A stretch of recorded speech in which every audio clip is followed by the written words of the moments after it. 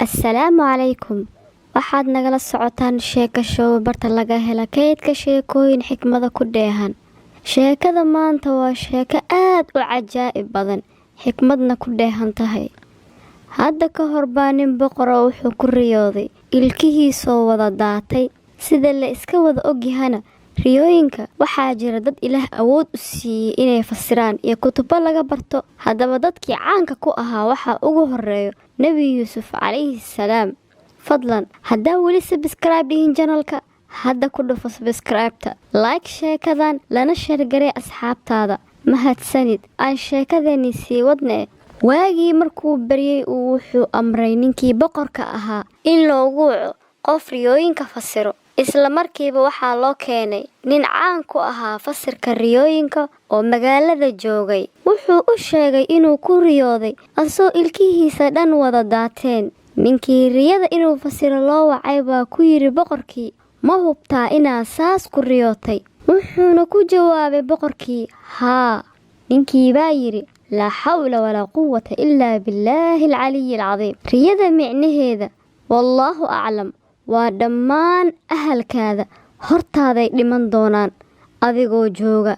Wajigii boqorka wuu isbedelay, wuxuuna amray in la xiro ninkan.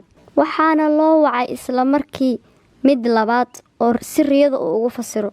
Boqorkii baa u sheegay ninkii labaad wuxuu ku riyooday sidii ninkii hore ku jawaabay, wuxuuna yiri, dhammaan ahalkaada waa kaa hor dhimanayaan.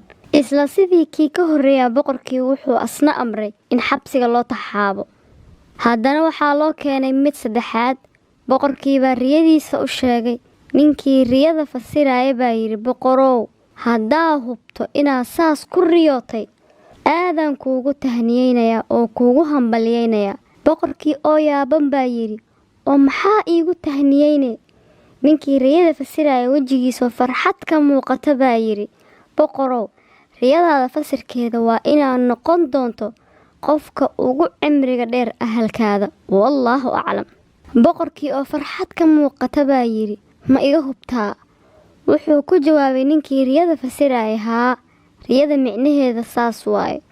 Ninkii saddexaad waxaa la guddoonsiiyey hadiyado iyo maal adduun. Laakiin su'aasha in la isweydiiyo mudan baa hadduu cimri dheer Ilaahay siiyo, soo kuma dhaxmal dahna, wuxuu duugi doonaa dad raaxa oo reerihiisa ah. Isku wax ay fasireen, laakiin ninka saddexaad labadii hore wuxuu dheeraa awoodda uu Ilaah u siiyey hadal doorashada. Ama wax farxad leh sheeg ama wax laga naxo. Waxaa wanaagsan inaad si laga naxeen u dhahdo warka oo kala doorataa erayadaada. Sidoo kale sheekooyin badan oo xikmad ku dheehan tahay ka daawo sheeko show. Wassalaamu calaykum waraxmatullah.